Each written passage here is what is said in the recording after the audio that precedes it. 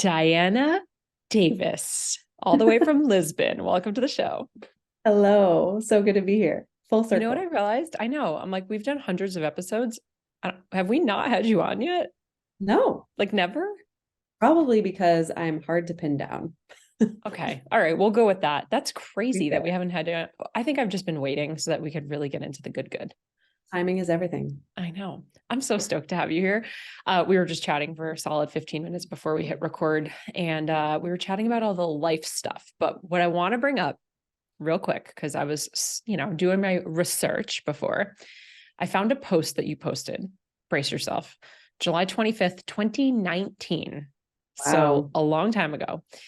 And I'm not going to read the whole thing, but it reads 3 years ago, I sat in a car staring out the window, dreaming of being able to have a career where I could go wherever I wanted and still be able to work. Quote, what if I could travel? What if I can go home to Montana? What if I could be in New York? What if I could take time off? What if my job would be anywhere that I wanted to go? Wouldn't that be incredible? That means that in 2016, you were dreaming that dream. And here we sit today at our very end of 2023, and you are truly living that life as a digital nomad, like international digital nomad. So I just wanted to bring that back up and reflect that to you, because in the journey that we're both in, it could sometimes feel like we're moving through molasses. And so Totally. the time will pass, but my goodness. What? You, I told you before this call, if you could make me cry, I'd be really impressed. And you already did. It is just the coolest thing Um, to see. uh, yeah, that's incredible. So Yeah. cool. It's such a good reminder to look back on that stuff too. Yeah. Must have been easy, right? Totally. Just breezy. So breezy. Well, it's interesting because the post later then continues to talk about how your time at Time Inc., which is where you were working, and this Yep. corporate life. And when you and I met in 2018, I think we met in either 2017 or 2018 in New York City. Yeah. You were a full-time photographer. You were Yep. also an entrepreneur. You were hustling. Take us back to sort of corporate life or the start of entrepreneurship to where you are today. Yeah. I always like to start with the fact that I grew up on a ranch in the middle of nowhere and my dad's a cowboy, and that has a lot to do with who I am and my leap taking Yeah. skills and my work ethic, etc. Um, but yeah, I moved to New York without a job or a plan. I had been divorced like a year before that. When was this? Network, when was this? This was 2015. 2015. So you go through a divorce, you leave Montana, which is what you know, move to New York Yep. City. And what was the goal? No goal, just New York. Yeah. I'm just like, well, I'm just gonna live here. I literally was going to work 3 waitressing jobs if I had to. I just Okay. didn't care. I was Yeah. going, and so many people told me you have to get a job beforehand, and if you know New York, you have to be there. Yeah. You got to be there. They don't give any explicits about you being in Montana trying to find a cute little job for yourself. Right. There's also a So restaurant on every street corner. Like you could just yeah, knock on doors. Yeah. totally. So that was the quote unquote goal. And then I networked my way into magazines, Mm. and I worked for Time Inc. as a graphic designer, making a whopping $30 an hour, which Ooh. I was very upset about, but was gonna like take what I could get. And yeah, I was there for a couple of years. I got poached over to Hearst, which is a big lesson in like stepping stones. Like that's not what I wanted, but I didn't know what the next thing was. I was at Hearst and then I got laid off. And that was when the universe pushed me off the cliff and was like, hey, we're going to do this photography thing, which I'd been a Mm. photographer professionally, literally since I was 16. I shot a wedding on film back in the day when like film was actually the only option. When I was 16, and had been a photographer ever since, but kind of had put down my camera while I was in magazines. And I started to work as a photographer and just go for it with my own business. And I made 6 figures within the first year, and that blew my mind. Were you So doing that's only weddings when you were doing photography? no, I didn't do any weddings. I had done weddings just kind of early on before college and that kind of thing. Yeah. But when I got to New York and when I got laid off, I started photographing people like you. Yeah. people in women in wellness, nutritionists, yogis, Reiki healers, all the people that I wanted to be around anyway. I was like obsessed with that wellness world. And so started just with discounted $180 shoots. And I just hustled my way into a career that took off. And yeah, I was hustling is Yeah. keyword. Yeah. Go on, tell the story about your $180 shoots. I love it. Oh my gosh. Yeah, I mean, I started just networking with people who are like-minded in that space. And when I got laid off, just asking them, like, hey, I would really like to photograph you. I can offer this $250 shoot Yeah. for 180 because you're in my close circle. And I just started that way. So that's how I did that, as well as a lot of collaboration shoots. You know, Yeah. I always tell my clients, by the way, before we get too far, I'm not a photographer anymore. So if you've gotten this far, I'm not a photographer anymore. I cannot do your photos. I'm a business coach for creative entrepreneurs. But something that I teach my clients is, you know, nothing is for free. Don't do work for free, but sometimes an energy exchange is actually okay when you're building your portfolio and you really need people to just shout you out on Instagram and Yeah. get experience and have people start talking about you. So there was a lot of collaboration shoots as well Yeah. happening. Were you finding a majority of your clients through Instagram? I, the day I got laid off, I was like, okay, I better get on Instagram. And that was, you know, stories didn't exist yet, Yep. nothing. I did start reaching out to people on Instagram, asking for collaboration shoots, you know, in exchange for shout outs and things like that. But actually, it was mostly in person Yeah. networking at first, you know, just Yeah. being really in those circles and having that like spider web effect of people talking about me. And then, yeah, I did eventually get a lot of things from Instagram, and I'd get random contact forms that would say, like, I just searched New York photographer and it worked, you know, Yeah. you showed up, and that's SEO on Instagram. So, Yeah. Did you ever waitress in the city? oh, I never waitress. I never Did you had a have waitress. roommates? Were you one of those like living with Oh, four yes. people in a 300 square foot apartment? Yeah. Yeah, in Brooklyn. Crazy. Yeah, 100%. Yeah. Crazy. In Mhm. Brooklyn. Oh my gosh. You couldn't get me to go there. Like you need a passport to go to Brooklyn when you live in Manhattan. I loved it. I lived in Carroll Gardens. I lived on the Upper East Side, Yep. then Carroll Gardens, Brooklyn, and then the Upper East Side again when I moved in with my ex-partner. And now I get to live alone. And I can't wait as a nomad to figure out where I actually am going to live, because I'm Yeah. going to live alone and it's going to be glorious. Yeah. I know. I want to get into the Nomad thing. Just Yeah. staying here for 1 second. So we meet in like, I think 2017, 2018. Like you said, we were going to a lot of events. The world, it was just such a different time. I don't know if you've like, I miss it. I do. It's a different chapter and it's gone and it's behind us. But like living in New York, just going for a walk, that was like the activity would just be, I'm going to walk around, and you'd be out on the streets for hours. And we were going to all these quote unquote influencer events together. And that's where we met, was at some of these like health and wellness, like events and expos. And you take a fitness class and promise that you were going to put it up on Instagram, and then they give you a swag bag of stuff. And it was so fun. It was just so much fun. But that's where we met. And I think it was 2018. I had hired you to do a photo shoot for me for one of my new courses. So this was back when I was doing health and fitness coaching. And you can tell the story because I know you love telling it, but I think you were charging about 250 for the shoot. And Yeah. I asked you for a Yeah, well, discount. I want to back up a little bit because you were shopping around. It wasn't just the 250. Like, you had asked me my quote, and I remember you then, after asking my quote, posted on Facebook asking for photographers. And I think Oh, it was Dulce tagged like Diana Davis. And it was like, oh, she already asked me and she's shopping around. Okay. It's so funny. Um, yeah. And then I finally, I don't know, convinced you. I don't know. Like, we had a talk. We had a whole discovery call for a yeah. $250 photo shoot. And you decided to finally do these brand photos for Hmm. yourself.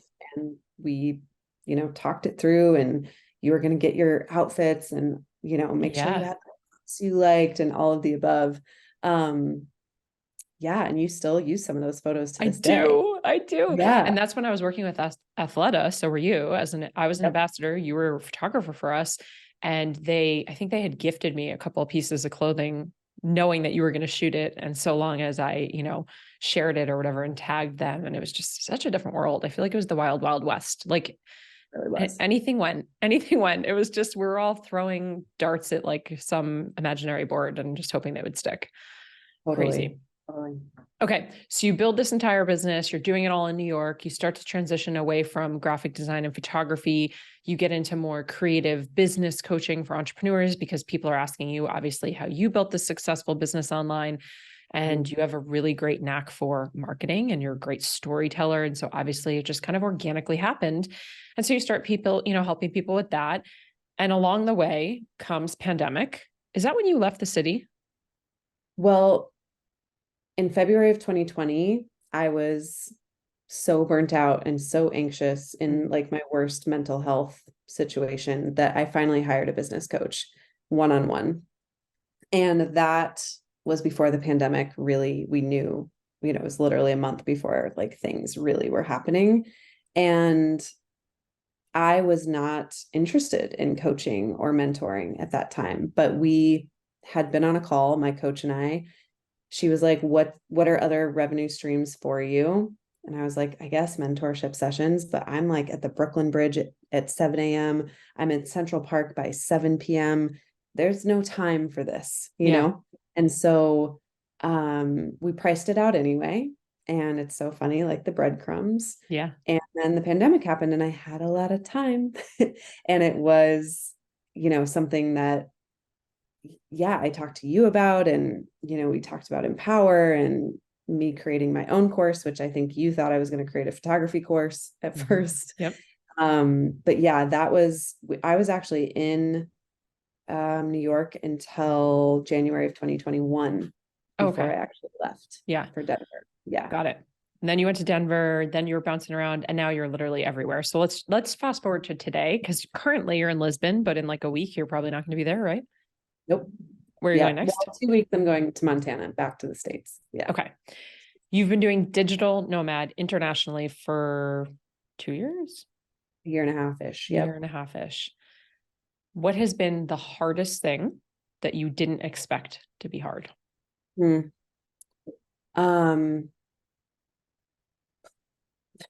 It's all like such a double-edged sword. It's like good and bad things.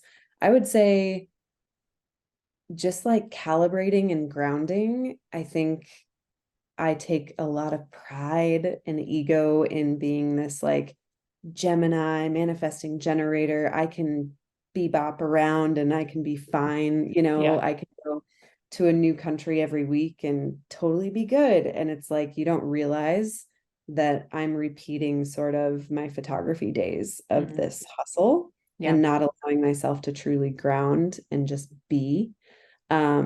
So the grounding piece and simple things, like right now, Lisbon is a little difficult. It's like a little chaotic. The sidewalks are funky. It's hard to walk around. It's like the grocery stores aren't great. And so I find myself not nourishing myself the way I should and eating out more than my body would like, etc. So just like those little habitual things. But I have, everyone asks me like, how do you stay grounded in this space? And it's like, I carry these really convenient heavy crystals around with me. I have my Palo Santo, etc. And it's not even because I think that like fixes me. It's more to have stuff to set on my desk that feels like mine. Yeah. It's interesting because, anything we're talking about at this moment is with the disclaimer of course, there's so much gratitude for what you're able to do. And I get that, right? I know for us, very different, but also similar. When we did our V life, we were moving in our home. We got to take our home with us, but the feeling of not being grounded and always being in different time zones and not knowing where we were going next, while it equally is like really exciting and exhilarating, and someone like myself, who one of my core values is uncertainty, like I love difference and change and uncertainty, it felt so uncomfortable within my own body because it was like my central nervous system wouldn't calm down. And someone told me during our V life, which was so helpful, she had said, you have to recognize that you're in a season of flying. And when you're flying, you simply cannot be on the ground. And it was like, okay, it's a choice. Yeah. But I know that you and I have also had a lot of conversations as friends, as client mentor. And there's also this feeling that comes up, and I'm curious if it still does. When you were on the other side of the world, it was coming up a lot for you. This guilt of, I quote unquote should be going out and exploring and adventuring and seeing everything. But at the same time, in the same breath, like I just kind of want to curl up in a ball and be alone in my Airbnb right now. And there's like a guilt or a shame or something that comes with that. Has that come up since that had happened? Totally. Yeah. Absolutely. I think Australia was a huge one where Yeah. people were like, oh my God, you have to scuba dive and all these things. And I was like, oh, I have to scuba dive. And then I was like, I don't even want to scuba dive.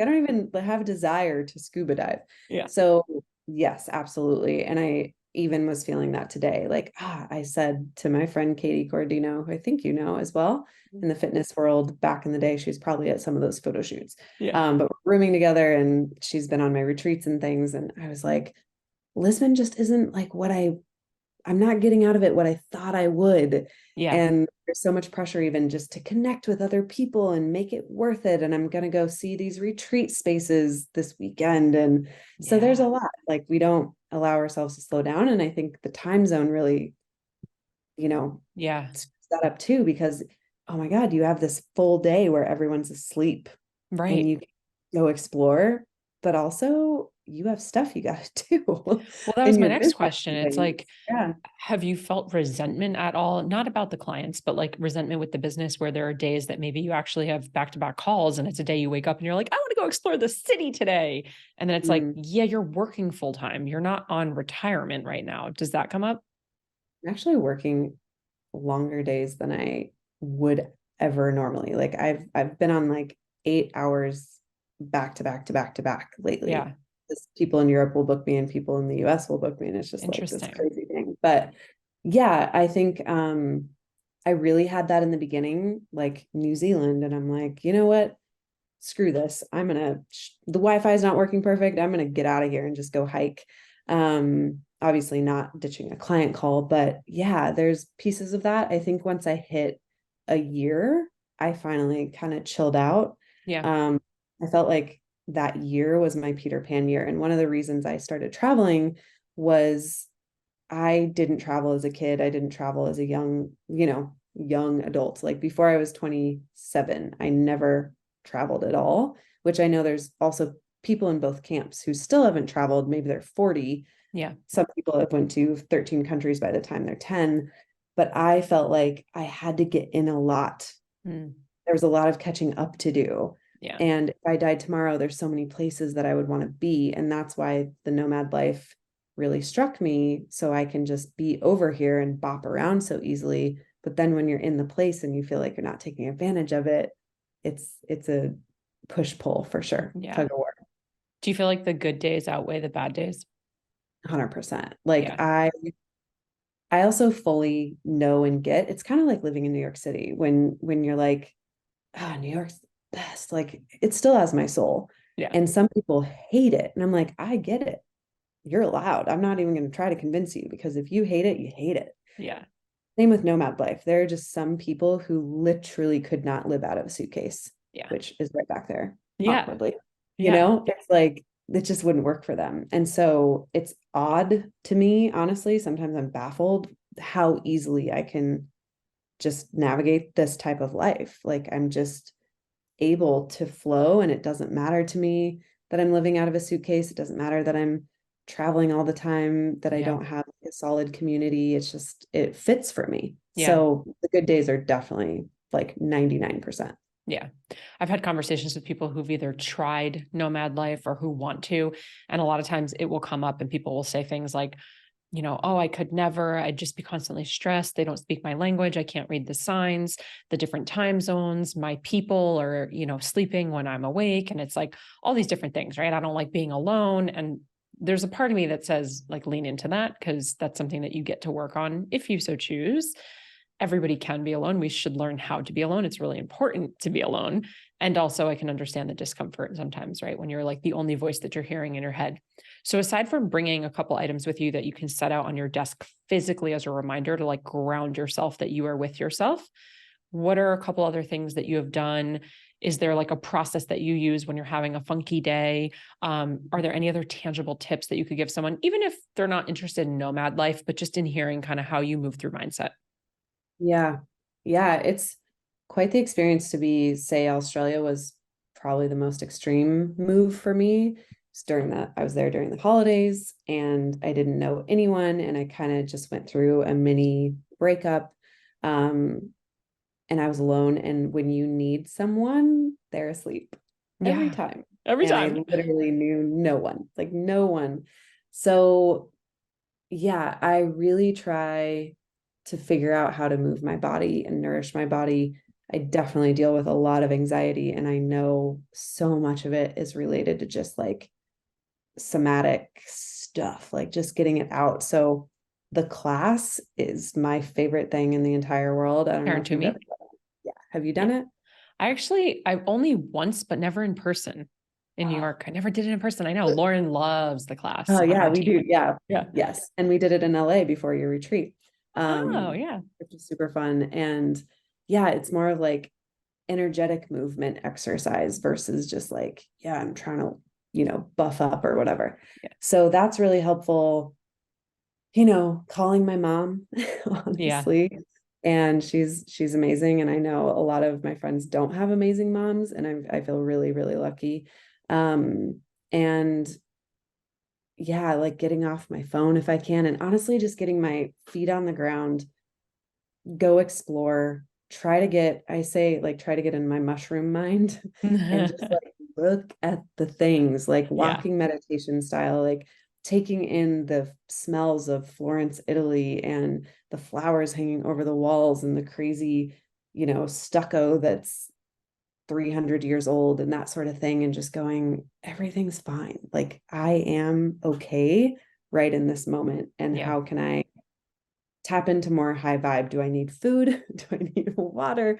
Do I need movement? And I even have a playlist. I love making playlists on Spotify, and like it's called my street beat playlist. Oh, So so good. like you're just walking with intention, Yeah. So that's music is definitely a way to do that. Street beat. I love that. I used to do that in New York every day. I'd pop my headphones in and you just like walk with a vengeance. Yeah. You're like, I felt like I was in a movie, like it's Right. my moment.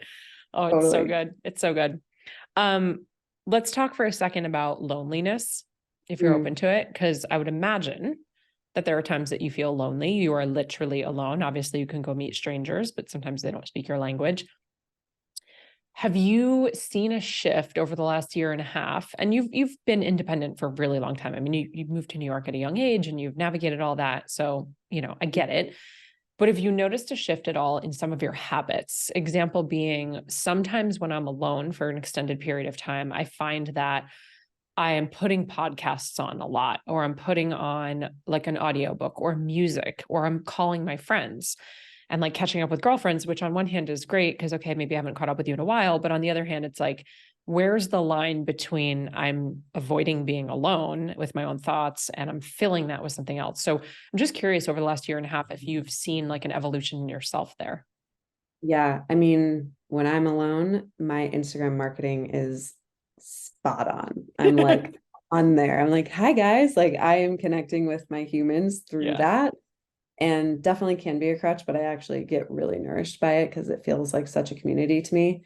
But yeah, I mean, even I think dining alone is one of the biggest things for people. And I've dated, so part of the nomad journey was getting out of a 6-year relationship and going on my own. And I started dating internationally. I've dated like in crazy countries and people that barely speak my language and all the things. Apps or like meeting people at restaurants and bars?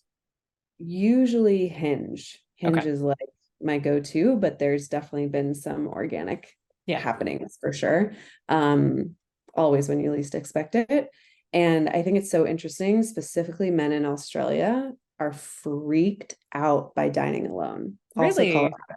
It's like they're like, you do what? So I'm always either, as an entrepreneur and a nomad, an anomaly, or they think I'm crazy, Yeah. or they're Yeah. really inspired by me and kind of want to leech on to Yeah. whatever power I have, and they want me to fix their lives. But it's so interesting, the dining alone thing. If you ask anyone, they're going to have like very visceral reactions either way. Like, oh, I Yeah. love bringing a book to a bar and just reading with a glass of wine, and that's totally good with me. Or I could never, people are judging me, that type of thing. So even just measuring it by that of how comfortable I am, just standing alone, being alone, asking for my own table, no matter where I am, and not being on my phone, not needing Yeah. to like distract myself. Yeah. Have you gotten, I wouldn't use the word better. Have you gotten more comfortable and confident over the last year and a half dining alone? 100%. Yeah. Like I can, yeah, no problem. Yeah. I've actually been to like Michelin star restaurants by myself. I'm That's like, yeah, amazing. Yeah. great. I love it myself as well. And if I'm in a busy season, I feel that it's very easy for me to pick my phone up and like do work while I'm dining alone or check Instagram or emails or something like that. And that's where, or listen to a podcast. And that's where it's like, for me, the exercise is in actually just being alone and like turning the noise off, which I think sometimes is difficult for us. Yeah. Absolutely. Let's shift gears. Let's do it. Okay. You've been investing in coaches and mentorships and courses and masterminds for years. I mean, we've worked together, I think, 3 different times now. Yeah. And I know because we've had the conversation before that you and I both feel that we've made some investments that were not bad, but maybe not worth it. Or let's just say they shined a light on things that you're like, damn, that is what I don't want to do. That is how I don't want to act. Yet you continue to invest. Mm-hmm. Every time we launch a program, as the years have gone on, we hear from more and more people that we've been burned. I've been burned. I made a bad investment. I bought something that didn't give me what I thought it was going to give me. How have you just gotten back up on the horse over and over and over when you have gone through experiences like that? So for the listener, what can they do when their central nervous system is literally fried and they're like scared to death because they made a quote unquote bad investment? Yeah, I think everything's just about a reframe. Yeah. And you and I have talked a lot about this. Like, there's no bad investments, right? Um, they all teach you something. And I really believe, if we can do it without beating ourselves up, there's so much in an investment that we didn't come to the table to get out Mm, of what we could have, even if it's like I've had clients literally invest in ex friends and at the same time and come to me being like, what in the world is happening? And I have to get out of this and they can't. And it's this whole thing. And I'm just like, but the community that's there, can you tap into that? Can you have yeah. one-on-one calls with every single person in that? Somewhere there's something for you, not just the lesson, but also connections and opportunities, but you have to like make it. Yeah. So many people, I think, one of the biggest ones and easiest ones to blame is like a community or membership. Well, it wasn't really worth it. And then most of the time they'll say, yeah, but I didn't also really like put in the effort. It's like, yeah. So Right. that's not the coach's problem. Yeah. Um, yeah, I don't know. What would you say to people getting back on the horse?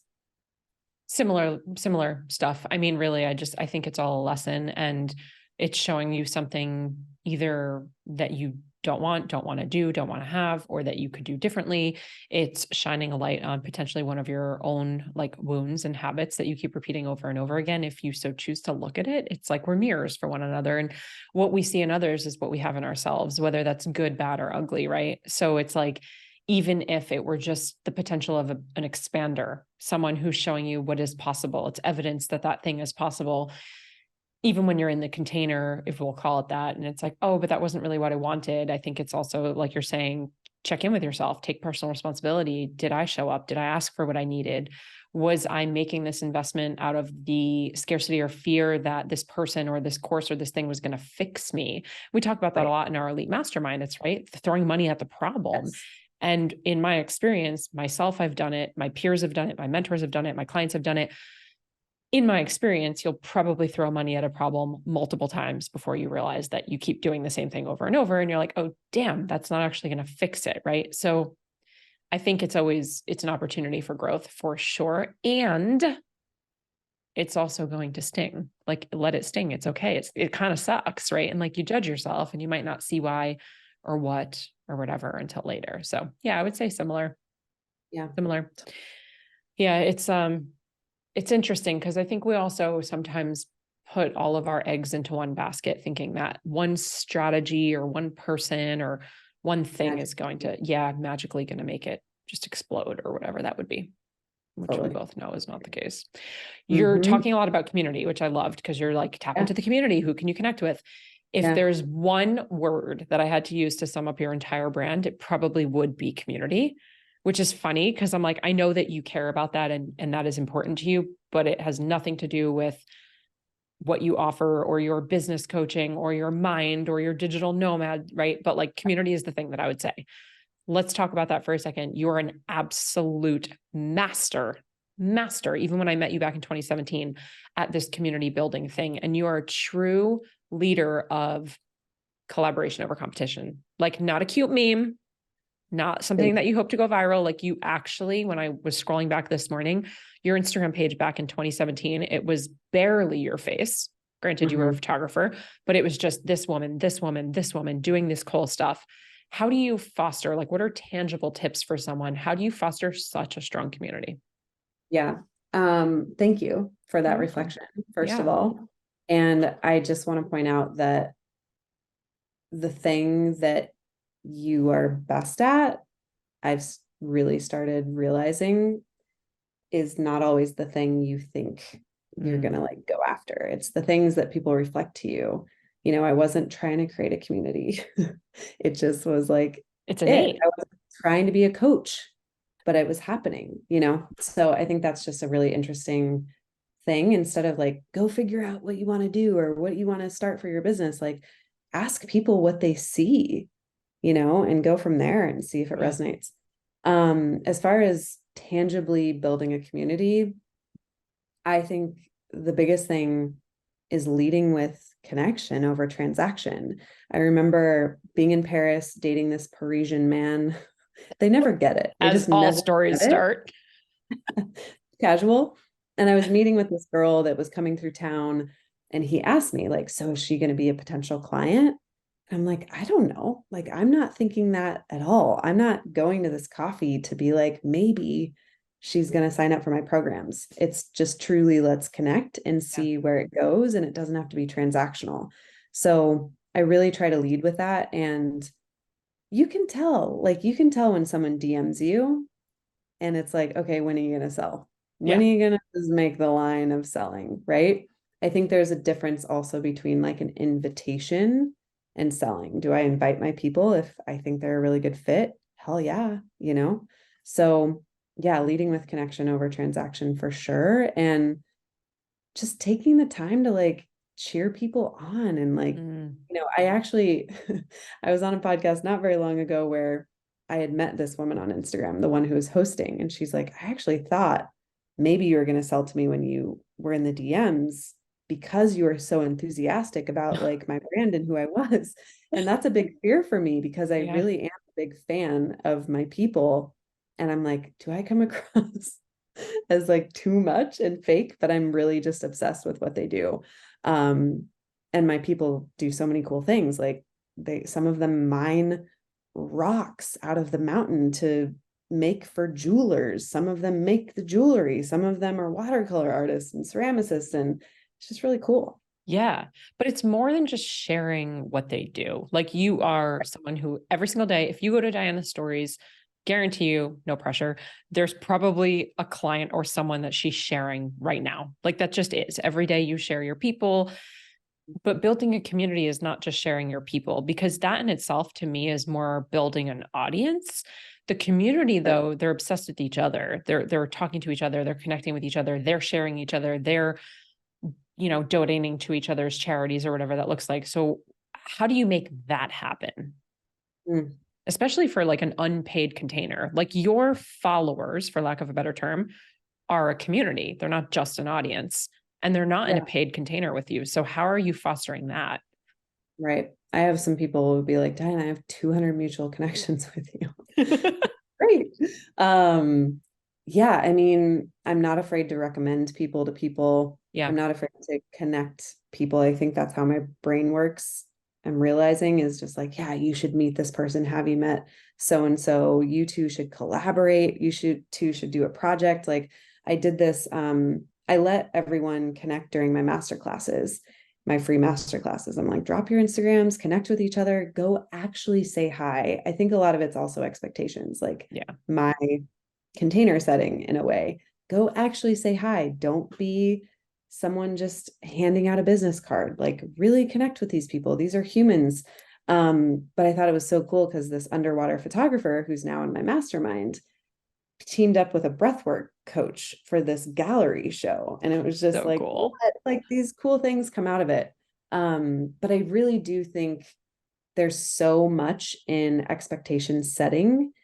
For example, my retreats and things, like right when we get there, we're dropping the masks. I'm talking about dropping the masks. You're not your business. This is how this is going to go. This is the vibe. Because so much is assumed. And then we're wondering why our clients act a certain way or they don't participate in a certain way. I'm kind of like strict teacher about it. I'm like, listen, these are your people. You're going to connect with them. We also do like matches in our containers and things so they can be on Zoom calls together Yeah. in a constructive way, just like little things. But I really do just, I feel really lucky that I can magnetize people who care enough to connect Yeah. and give people the time of day. So Yeah. it's a two-way street. Like they have to make it too. Yeah. I love the expectation piece because we make assumptions that everyone's going to act as we want them to, or they're going to know what to do in a particular room or setting. And that's just not the case. When it comes to the connection piece, so you're saying like right off the bat, it's like connecting with my people and having conversations with them and sharing. When it comes to sharing, which I actually just put a post up right now because I'm going through it.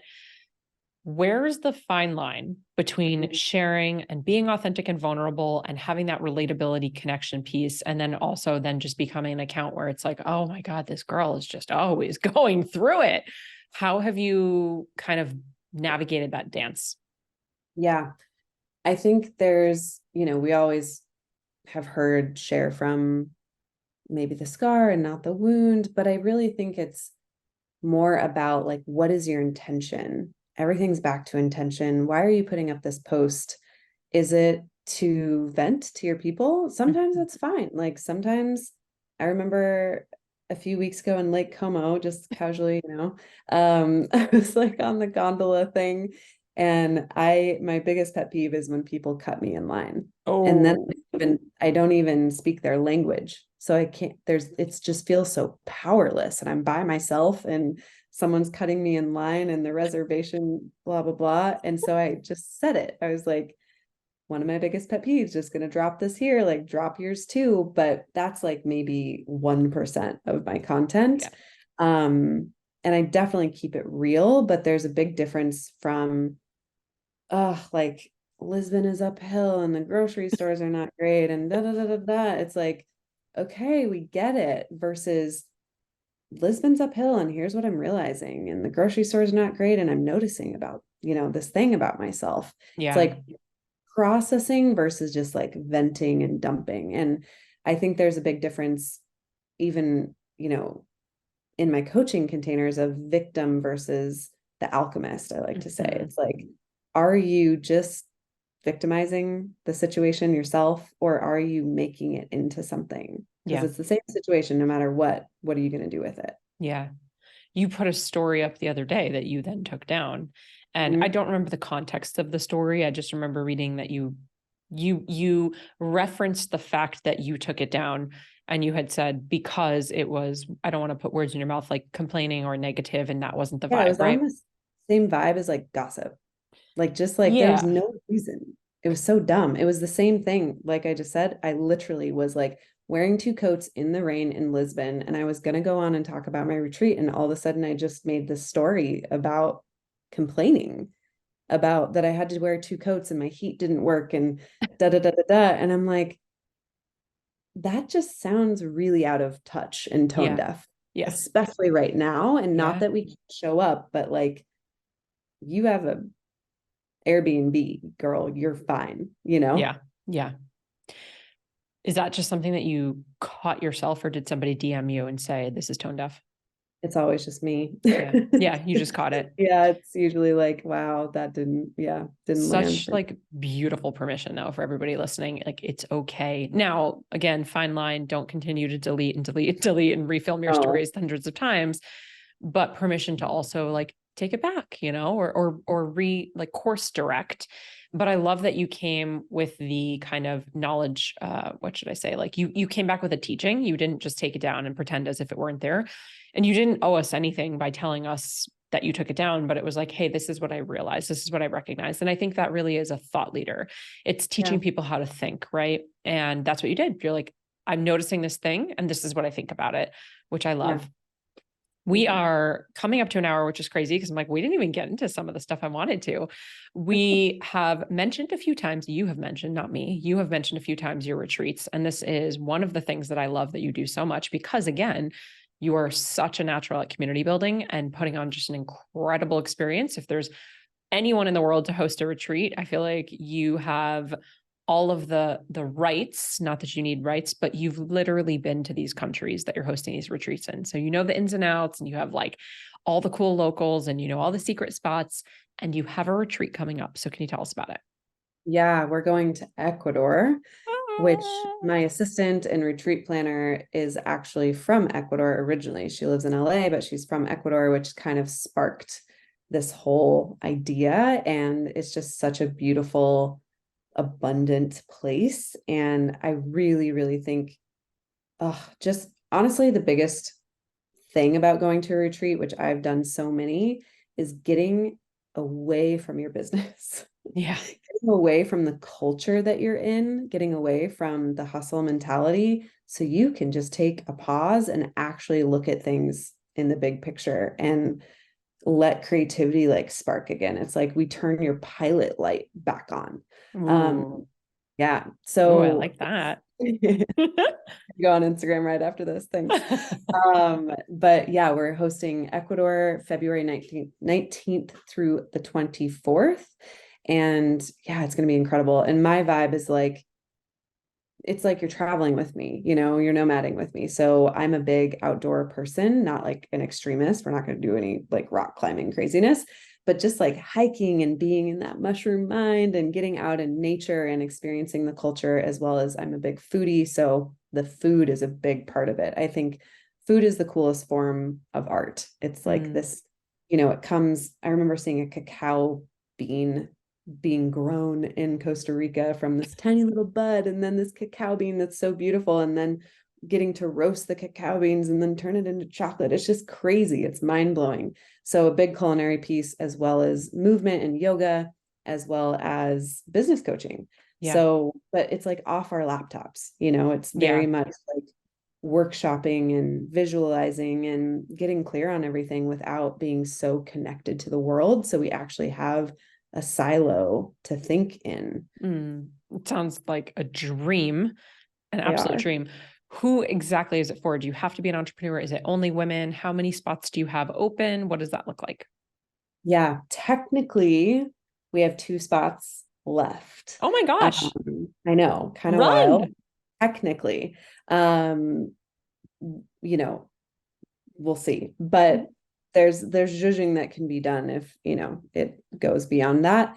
But creative entrepreneur or aspiring creative entrepreneur, I just ask that you have some sort of skill set that you would want to make into a business, and or you're already starting to do that. If you don't have a skill set, if you have no idea what you want to do, I would say this retreat probably isn't for you. You know, you could come have a good time, but you're not going to, you know, contribute as much and get as much as you could. Yeah. Um, because I coach, I mean, we literally had someone at the Greece retreat that hadn't started her business yet, but had such a beautiful concept. And she got rolling during the Greece retreat and actually joined Camp Clarity right after to kind Oh, of get all so those cool. ducks in the row.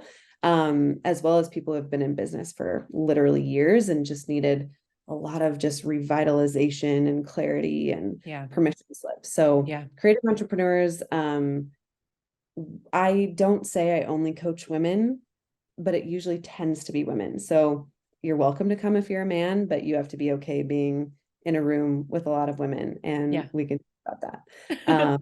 Yeah, we don't exclude against that. So Yeah. that's totally cool. Awesome. Before we get into just some rapid fire questions, where else can people find you? What else do you have going on? What's exciting and new? What is happening in 2024? How can people work with you? Pimp yourself out. Yeah. Oh my gosh. It's so cool. We didn't even talk about creating Camp Clarity in Empower, but I have definitely rolled out my product suite very slow and intentional. I'm definitely a person who needs to like really marinate and like have a full gestation of the thing. Says the Something woman who lives in one country for 1 week. there's things over here in this camp, and then there's my business. But I am launching a community actually. So that's going to happen in January. And oh, I think I'm going to have to reserve the name, but I'm really, really excited about it. And we're Will you tell doing, me off air? I will tell you off air. Okay. Yeah, totally. I think maybe I did on the mastermind, but I'll tell you again. Oh, yes, I know I, what it is. I'm having it make sure that it's trademarked and all the things before I get too excited. But there'll be a community, and it's just a place to plug in and network and be around like-minded people. And I Love just it. can't say enough about my community. Jess already touted it, and it's just an incredible place to be where people just get it. And you also get, as you say, your network is your net worth. So it's Yeah. a place for that. And to not take entrepreneurship so dang seriously. Like our noses are in our math books all day long. We need to just like take a break to integrate. That's also what the retreats are. Yeah. So we're building that brand. It's totally separate brand. The retreats are going to go under that brand and everything. I always have Camp Clarity, Ascend coming up, all the things, but where you can just connect with me and say hi is Instagram at Diana Davis Creative. And I love to just say hi. So please Yeah. come. I love it. Diana Davis Creative. We'll make sure we drop that into the show notes as well, and a link for the Ecuador retreat that's coming up in February, which is going to be incredible. Are you down for some rapid fires? Go. Okay. So pretty much every time you grab the mic, you started with some really cool place that you're in. So this one time I was in Costa Rica, and this one time when I was in Ecuador, and this one time when I was in Australia. Are you going to write a book? Oh my God, I've been asked that so many times. And this is one of those things that I was talking about when things are reflected to you, Ah, aren't really even on your radar, that you're like, huh, this is a ping, this is a big magic moment, maybe, you know? yeah. Um, Have you been journaling this whole time? yes, Okay. yes. And yeah, I've been asked that many, many, many, many times. So who knows? Your guess Yeah. is as good as mine. We'll see what happens. I love it. Growing up on a ranch with a dad that's a cowboy, right? I mean, that's essentially what he is. What's 100%. one thing that you feel like you learned in ranch life that has been the biggest needle mover just in your life in general? Oh, that honestly, that ranching is so spiritual. Um, if change is in store, it's going to be even better than you could imagine. And if you want to put like God in there, like the universe has something in store for you that you could not even fathom, that is going to be so incredible. That's something that my dad told me in college when I had just extreme anxiety about getting through the graphic design and photography gates, like the portfolio gates. Like, what is my life if I don't XYZ? And it's like, oh, but it's going to be better. You just don't know. So ranch life is very unpredictable, and you have to surrender to it. And so that's my biggest lesson, I think, there. Yeah. Favorite movie? The Notebook, of course. Really? Yeah. I'm such a sap. Oh my God. That's so interesting. I never would have guessed that. All What would right. you have guessed? Something more artistic and deep? No, like intuitively, I was like, she's gonna say like the sweetest thing, so it wasn't like far off. Right. But I think like my snap decision would have been something more like Shawshank Redemption, just like more Yeah. mind. Renowned. But I love it. Yeah, no, I love it. Guilty pleasure. I love just a good cry, That's bottle of great. wine and a good cry. Guilty pleasure that can't be Netflix I or food. actually don't watch a lot of TV at all. Guilty pleasure is just like a really spacious morning Mm, where I don't have anything to answer to. I love pulling cards. I love being able to go to like brunch by myself, a yoga class, just like, it's like my birthday. Yeah. Oh, I love it. If you were to give a TED Talk on nothing that you're known for, what would it be? Nothing that I'm known for. Wow, that's a really hard question. Okay, I would give a TED Talk on like food and how it's related to life. Ooh. Yeah.